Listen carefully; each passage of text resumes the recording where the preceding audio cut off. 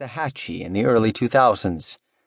Those were the boom years, when you could sell houses in Florida as fast as you could put them up, and housing prices seemed like they'd never stop rising. Derek had spent 5 years doing plumbing for someone else before investing in his own home construction company. Jeff's hurricane shutter business did some subcontracting for Derek, and they started hanging out. Derek had been pretty focused on building his business in those years, but Jeff brought out his crazy streak. They were in their 20s, guys with money in their pockets, but they still enjoyed kid stuff, mixing ammonium nitrate and flash powder, making their own quarter sticks of dynamite and tossing them out the window of Jeff's pearl yellow Lamborghini in downtown Fort Lauderdale, then speeding away, doubled over in laughter, hearing the boom, people scared shitless. Once, stopped at a streetlight, a guy pulled up next to Jeff and Derek's car.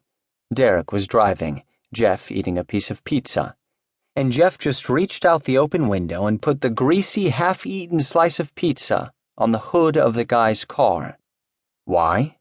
No reason at all except he thought it would be funny. The guy was pissed, but when he looked over at them, Jeff's neck flaring out with muscle thicker than his head, Derek sporting a multi-broken nose, he knew there was nothing he was going to do about it. A couple of times Jeff and Derek did worse things to people who actually had it coming to them, and Derek started developing a reputation. A guy you didn't mess with. In 2006, the housing market started to teeter. Derek was overextended and went out of business. He took a job as a field superintendent with Majestic Homes, which was owned by Jeff George's father, moving around the state and finishing midstream construction jobs, closing things down.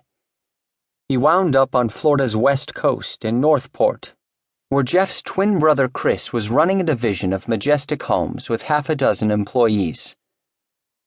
Chris cropped his hair short and had a good-looking, clean-cut college boy look that Derek kind of envied, a look at odds with his police record. Chris had been 13 the first time he got arrested. He and Jeff were busted making acid bombs on the 4th of July. They did community service and took classes in fire safety. Later years brought a string of charges: possession of alcohol, fighting, disorderly conduct, obstruction of justice, and grand theft for stealing a police motorcycle when he was 19, the height of his crazy period. He never spent time behind bars until 2003, after a cop caught him picking up a package of anabolic steroids ordered from Europe. The steroids were for himself, Jeff, and a couple of friends. He pleaded guilty to felony drug possession charges and was sentenced to 8 months in Palm Beach County Jail. He served 6, most of it on work release, working for his father as a draftsman and supervisor. When he got out, he kept working for Majestic Homes. Most people, seeing Chris and Derek together, would have pegged Derek as the criminal. Derek stood out at the gym, in the mosh pits, on the party boats, on the Gulf. Tribal tattoos curly-cued down his biceps and thick forearms. Off and on, he sported a mohawk. He had a big square frame, big square brawler's fists, and a big square head sitting right on his shoulders. His nose kind of mashed to the right.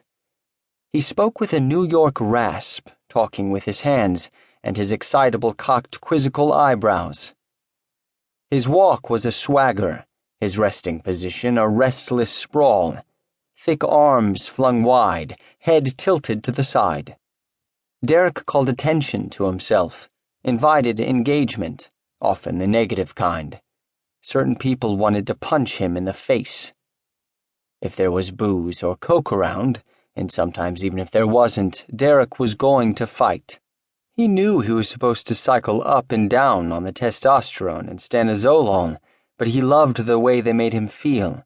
Bigger, louder, stronger than the next guy. So he took them even when he wasn't working out much.